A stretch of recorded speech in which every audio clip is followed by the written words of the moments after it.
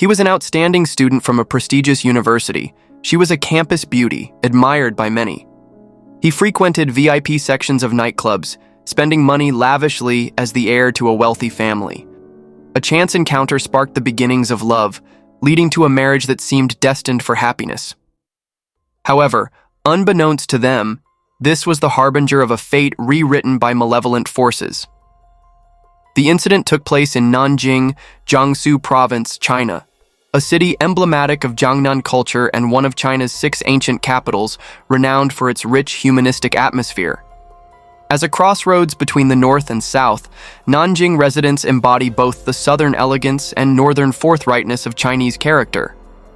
Yet, no one could have anticipated that in the early hours of April 25, 2013, a shocking murder would occur in the Jidi International Residential Complex in Jianye District, Nanjing. A 21-year-old woman was brutally killed in her home. The crime scene was so gruesome that it was difficult to witness. This residential complex is situated in one of Nanjing's most affluent villa areas, with homes typically ranging from approximately 1,615 to 4,305 square feet. Residents here are predominantly wealthy or hold significant social status. Consequently, news of the crime quickly garnered widespread attention within the community. Around 6 a.m. on the day of the incident, police arrived at the caller's residence to find a chaotic scene. Blood was splattered across the bed, floor, and walls of the bedroom. A man sat dazed on the floor, surrounded by several knives of varying shapes, while a young woman lay lifeless nearby. Emergency responders promptly transported the woman to the nearest hospital, but despite their efforts, she succumbed to her injuries. The man, identified as the primary suspect, was immediately taken into custody for investigation. Tragically, news of the woman's death spread rapidly. It's reported that her parents collapsed in grief outside the operating room upon hearing the news. The police continued their investigation at the scene. The individuals who reported the crime were a couple in their 50s, who revealed that the deceased was their daughter-in-law, Chi Keksin. They lived together with their son and daughter-in-law in a villa within the Jidi International Complex. In a state of panic, the couple recounted the events leading up to the tragedy. Around 5 a.m., they heard a heated argument downstairs. Initially dismissing it as a typical marital dispute, they became alarmed when they heard their daughter-in-law screaming for help. Rushing downstairs, they found their son's bedroom door locked. Despite their frantic knocking and shouting, there was no response. In desperation, the father retrieved a cleaver from the kitchen and struck the lock, eventually breaking it open. The scene that greeted them was horrifying. Their son, wielding a knife, was repeatedly stabbing his wife, who lay on the floor with her face unrecognizable. The father shouted and attempted to intervene, but his son remained unresponsive. The mother then bit her son's arm, causing him to momentarily snap out of his frenzy upon realizing his parents were present. Unfortunately, by that time, it was too late to save the young woman. According to the forensic report, the victim had a total of 61 stab wounds, primarily concentrated in the chest, abdomen, and face. The wounds were deep and densely packed, revealing the suspect's extreme rage and brutality during the attack. 4 bloodstained knives recovered at the scene were identified as the suspected murder weapons. The suspect was identified as Xingpeng. After the incident, his parents were in complete disbelief. While they admitted that their son and daughter-in-law often argued, they had heard nothing recently that would explain such a sudden and violent outburst. During police questioning, a housemaid came downstairs holding a crying baby. Xingpeng's mother took the infant in her arms and broke down in tears. It turned out the baby girl, not even a year old, was her granddaughter. This revelation deepened public curiosity about what kind of hatred or conflict could have existed between this young couple to result in such a horrific tragedy. Xingpeng was a textbook example of China's rich second generation, the spoiled child of wealthy parents. His upbringing could be seen as the makings of a rebellious and entitled young man. Born in 1989 in Dongtai, Jiangsu Province, Ji came from a typical first-generation entrepreneurial family. His parents built a sizable stainless steel company from scratch. During China's industrial boom in the early 2000s, the family relocated to Nanjing, becoming part of a wave of wealthy Suzhou entrepreneurs moving into urban centers. Despite their business success, the family struggled with what's often called rich parent syndrome, failing at parenting while succeeding in profit. Ji's former middle school teacher recalled that even as a teen attending a prestigious Nanjing school, Ji stood out for being chauffeured in luxury cars and always wearing designer clothes. A neighbor who was a senior executive at Ji's father's company shared that Ji's father was always away on business, while his stay-at-home mother was fully occupied with playing mahjong and socializing. Their parenting largely revolved around giving Ji money rather than guidance. In 2006, when Ji was 17, he caused trouble at a high-end sauna in Nanjing and was denied service. What should have been a wake-up call instead exposed fatal flaws in his upbringing. A police officer who handled the case recalled that instead of disciplining their son, Ji's parents brought a lawyer and cash to demand his release. Even more shocking, the family later threw a celebration for Ji to mark the experience he had overcome. This distorted crisis management drew widespread criticism in the local business community. Over time, Ji's indulgent behavior escalated. In addition to his lavish spending, a luxury boutique manager revealed Ji would shop weekly and once dropped 800,000 yuan, about $110,000, on a watch just to win a bet with a friend. He was also a regular in Nanjing's elite nightlife scene, frequently seen at upscale venues like the Jinling Hotel and the 1912 Bar District. Acquaintances said he always insisted on picking up the tab, exuding the stereotypical arrogance of someone born into wealth. An article once reported that Xingpeng had joined an elite supercar club in Nanjing with extremely strict membership requirements. To get in, one not only had to own a high-end sports car, something on par with a Porsche 911 as a basic entry ticket, but also needed a referral and sponsorship from a longtime club member. This multi-layered screening process gave the club an air of exclusivity and mystique, creating a world that many admired as the realm of the elite. However, in recent years, clubs like these have faced increasing public scrutiny. From late-night engine revving that disturbed neighborhoods, to members causing accidents in illegal street races and frequent traffic violations, these groups have often become associated with negative labels like show-offs and entitlement. According to insiders, behind Xingpeng's extravagant lifestyle was staggering wealth. He owned multiple luxury cars and high-end properties and reportedly spent over 100,000 yuan, about 14,000 USD, every month just on in-game purchases. A commercial bank's 2012 credit report showed that Ji had over 20 million yuan, around 2.8 million USD, in liquid assets under his name. This excessive spending deeply worried his parents. They were aware that their years of overindulging had shaped a personality that was hard to change, but they felt helpless. The turning point came when Ji met Xingpeng. Gentle, intelligent, and refined, Ji seemed to be a dream match. Ji's parents were overjoyed and fully supported the relationship, seeing her as the last hope to turn their wayward son's life around. But fate can be cruel. What was supposed to be a picture-perfect marriage ended with Xingpeng paying the ultimate price: her life. Xingpeng, whose name literally means lucky star, became the cruelest irony in her story. Born on May 11, 1991, in Nanjing, Ji came from a respected intellectual family. Her father was a CFO for a centrally administered enterprise's Jiangsu branch, and her mother was a professor at Southeast University. The family owned homes in 2 different locations in the city.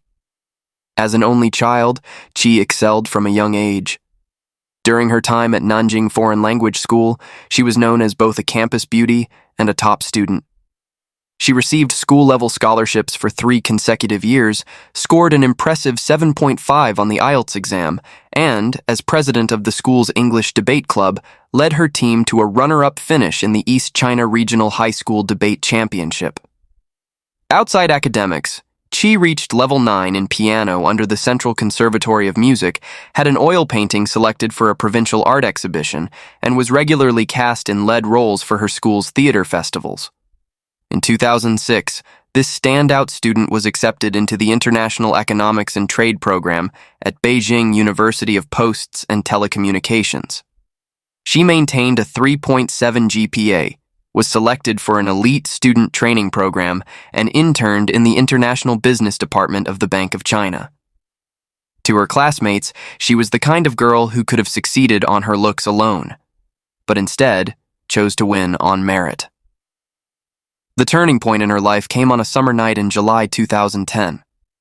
Chi had just ended a romantic relationship and was out with 5 of her university friends, gathering in VIP room 888 at a high-end karaoke lounge in Nanjing's 1912 district.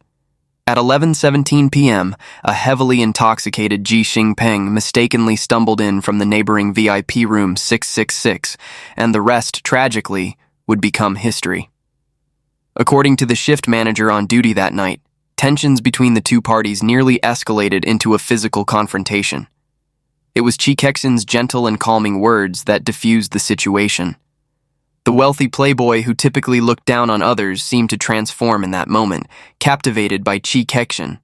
A karaoke staff member later recalled that not only did Xingpeng apologize immediately, but he also asked for Chi Kexin's contact information.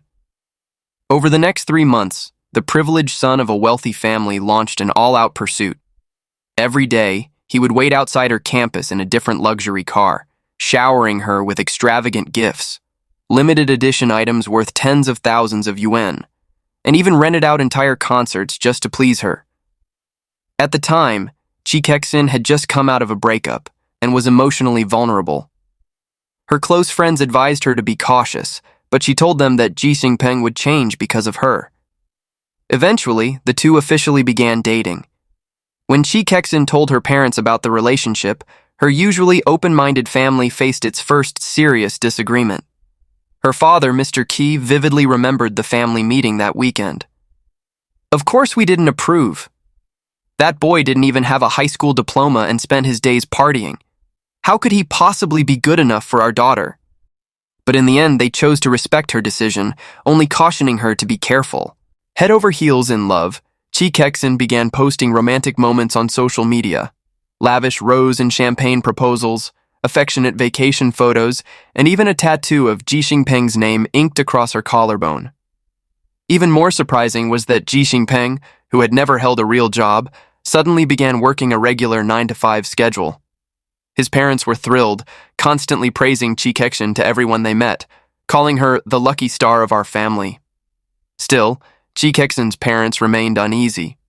They repeatedly urged their daughter, "You're only in your 3rd year. You haven't even graduated from Beijing University of Posts and Telecommunications. It's too early to be talking about marriage." But one phone call in the spring of 2011 would upend everyone's plans. Chi Kexin was pregnant. She had made up her mind to be with Xingpeng and insisted on taking responsibility for the life growing inside her. It became the cornerstone of her argument to convince her parents. Left with no better option, they reluctantly accepted the reality. Chi Kexin returned to her university to complete the necessary withdrawal paperwork. Despite her professors' repeated attempts to persuade her to stay, the once outstanding student firmly submitted her request to leave. To this day, her academic advisor remembers the sight of her walking away. Such an exceptional young woman, her eyes were full of unwavering resolve, like she had already decided there was no turning back. In July 2012, a 5-star hotel in Nanjing hosted their lavish wedding, which reportedly cost tens of millions of yuan. As Chi Kexin walked down the aisle in a Swarovski crystal-studded gown, no one could have imagined that this seemingly perfect marriage would end in the most tragic way just 9 months later. Married life quickly revealed its darker side. According to the security guards in their residential complex, loud arguments between the couple were frequent late at night. Even more chilling was a message Chi Kexin posted in a private group chat with close friends just a week before the incident. "If something ever happens to me, it definitely won't be an accident." What kind of despair did this once radiant young woman experience? And why did the man who once claimed to love her raise a knife against her? In reality, warning signs in their relationship had appeared well before the marriage. In March 2012, Xingpeng happened to see a QQ message on Chi Kexin's phone in which someone had called her wifey. Enraged, Ji stormed out after a heated argument with her.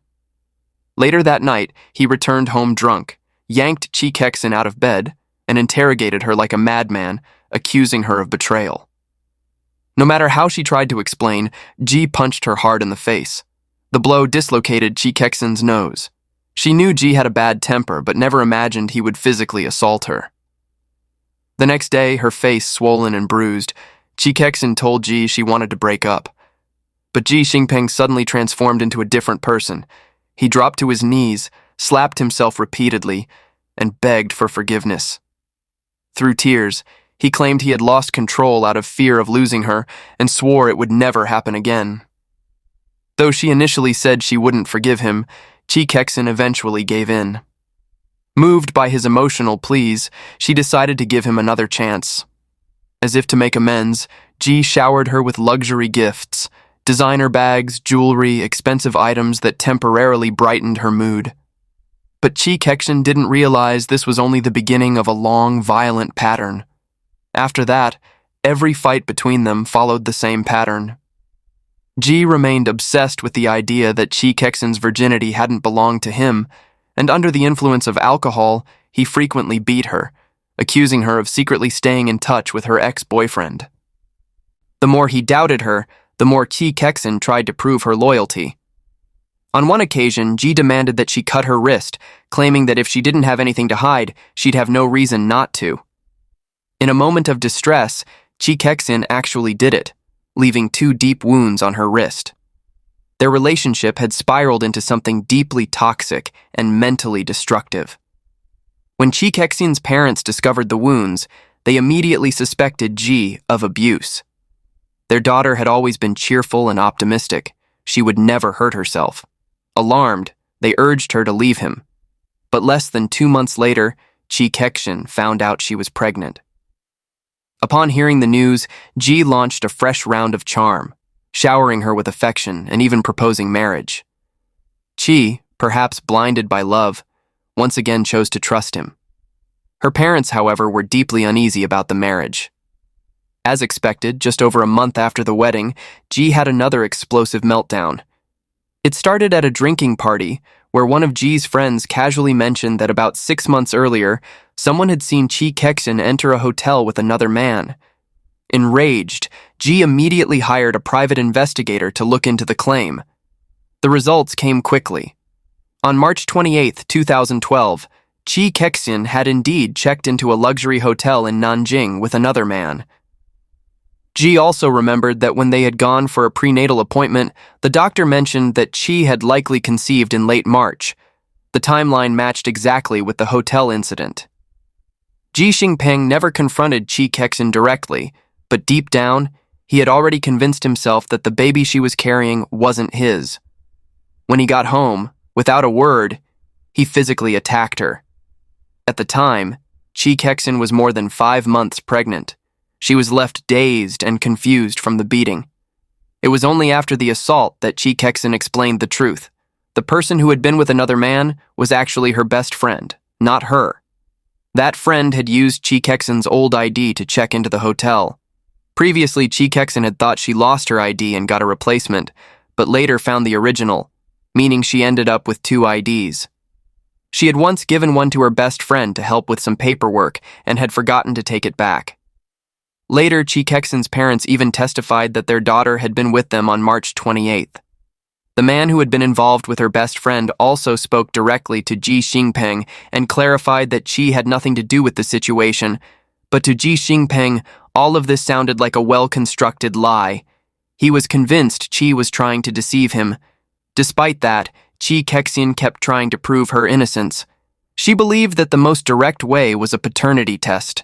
Both families strongly opposed the idea because doing an amniocentesis during pregnancy carries risks, including potential miscarriage or harm to the fetus. But Chi Kexin was determined. She went through the pain and showed up for the test. However, Ji Xingpeng, who was supposed to meet her at the hospital that day, suddenly became unreachable. In the end, the DNA test was never completed, and Chi Kexin suffered through it alone for nothing. After that, Ji Xingpeng mentally checked out of the marriage and their home life. He frequently stayed out all night. Chi Kexin was devastated, but in order to avoid letting her emotions affect her unborn baby, she chose to endure it. When she couldn't take it anymore, she wrote in her journal. From her writing, it was clear she endured the entire pregnancy under emotional torment. Day by day, time passed. In January 2013, Xingpeng gave birth to a baby girl. The presence of this little life brought a brief warmth to the long oppressive atmosphere of their home. Their relationship saw a short-lived improvement, and Qi even naively hoped that fatherhood might change Xingpeng for the better. What she didn't expect was that not long after their daughter's 1-month celebration, she discovered a medical report at home. Xingpeng had tested positive for a sexually transmitted disease. In her despair, she realized this illness could be contagious. Her thoughts immediately turned to her tiny daughter. It was then that she seriously considered divorce. Gathering all her courage, Xingpeng told her parents. Heartbroken but supportive, they fully encouraged her decision and began planning an exit strategy for her. They intended to sell one of their 2 properties to help Xingpeng open a nail salon. This would give her an income and the flexibility to care for her daughter. Therefore, Xingpeng proposed a divorce. Xingpeng's parents personally visited her home to apologize on their son's behalf. They said that just thinking about their granddaughter growing up in a broken family made them feel heartbroken. They pleaded with Xingpeng to wait until after the baby's 100-day celebration before making a final decision. Out of respect for their past kindness, Xingpeng agreed to postpone the divorce. But just 1 week after the 100-day celebration, tragedy struck. On the night of April 24th, Xingpeng went out partying at a nightclub as usual. After a few drinks, someone who didn't get along with him made a drunken joke, asking, "Are you sure your daughter is really yours? She doesn't look like you at all." Another person chimed in with a smirk, warning G to be careful. His wife might have cheated. The group erupted into laughter. At that moment, Xingpeng felt deeply humiliated. After cursing them out, he stormed out of the club. At 3:15 a.m., surveillance footage captured him drunkenly kicking open the bedroom door. The blade in his hand glinted under the moonlight. He shouted furiously, demanding to know who the baby's real father was. Xingpeng's terrified explanations were drowned out by his frenzied stabbing. Later, forensic reports revealed that the 22-year-old mother had been stabbed more than 60 times. The fatal blow pierced her heart. The most heartbreaking part was that her in-laws were in the room next door. They heard her desperate screams for help, but were unable to stop the massacre. Xingpeng's mother later sobbed in court, saying, "It was like my son was possessed. It wasn't him." But no amount of regret could bring back the joyful, loving girl they had lost. On November 4th, 2013, the Nanjing Intermediate People's Court officially tried the case. That morning, Xingpeng's younger sister stood at the courthouse holding a photo of her sister. Behind her, family members held a banner that read, "Xingpeng brutally murdered his wife. He must not be allowed to live." The public outcry was intense. Notably, during the trial, Xingpeng attempted several desperate strategies to avoid punishment. First, he retracted his previous confession, claiming that during the argument, Xingpeng had been the one to go to the kitchen and grab a knife first, and that he only acted in self-defense, taking the knife from her and grabbing 3 more. Then he requested a psychiatric evaluation, hoping to be declared mentally unfit and escape criminal responsibility.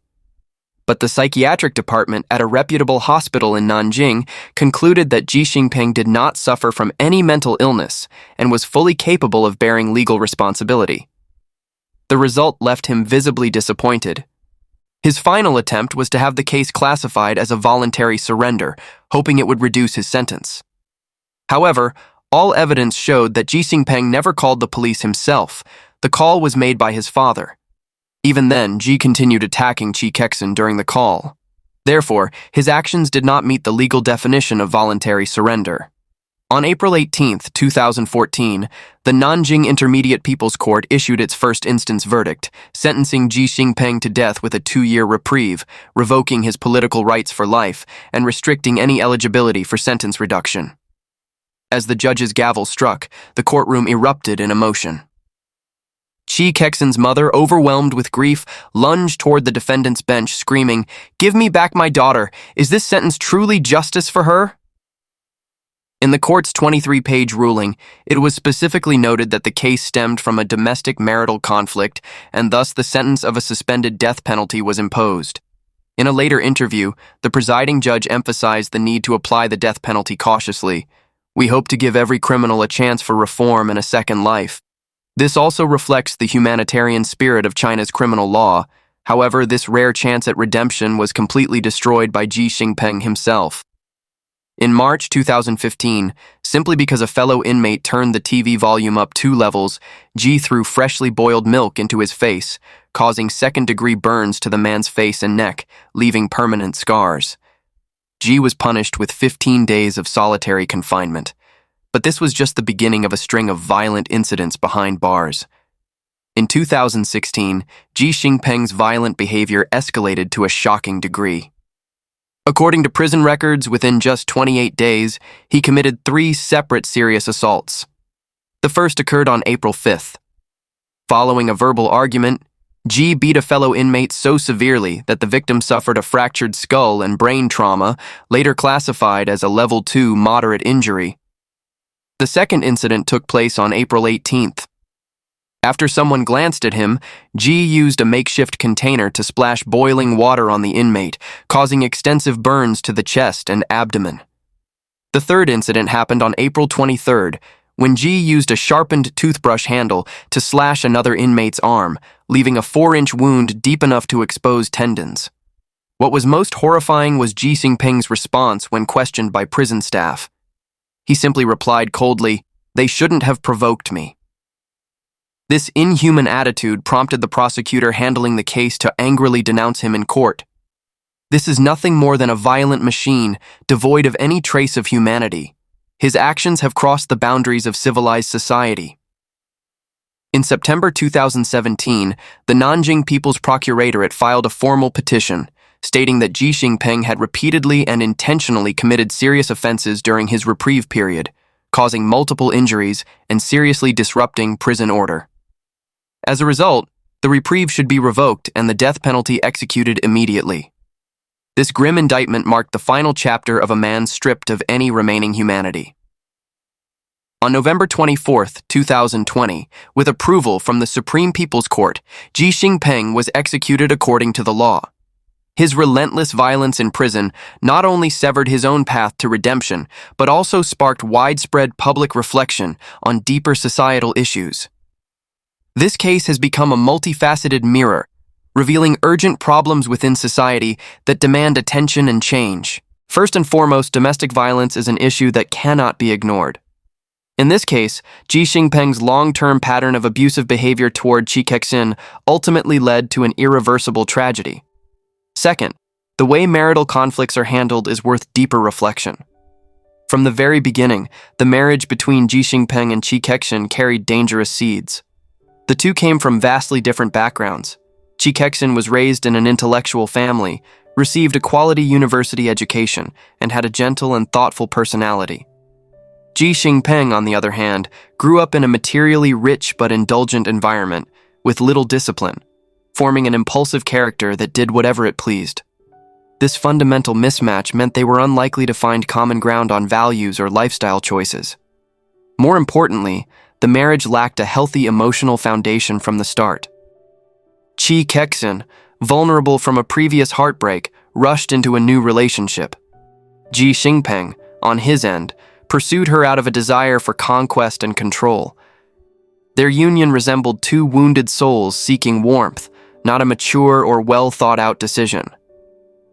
The most damaging part was that neither of them had the emotional maturity to resolve conflicts within the marriage. Xingpeng defaulted to violence when problems arose, while Chi Kexin chose to tolerate and avoid confrontation. This toxic dynamic caused minor disagreements to fester and grow into irreconcilable and ultimately fatal conflict. The tragedy of this marriage teaches us that love is not everything. A lasting relationship requires mutual compatibility in many areas: emotional maturity, shared values, conflict resolution, and much more. Lastly, We hope that anyone enduring domestic abuse finds the courage to protect themselves. When necessary, speak out, because you deserve better and you deserve to live in peace. That's the end of our video. Thank you for watching, and we'll see you in the next one.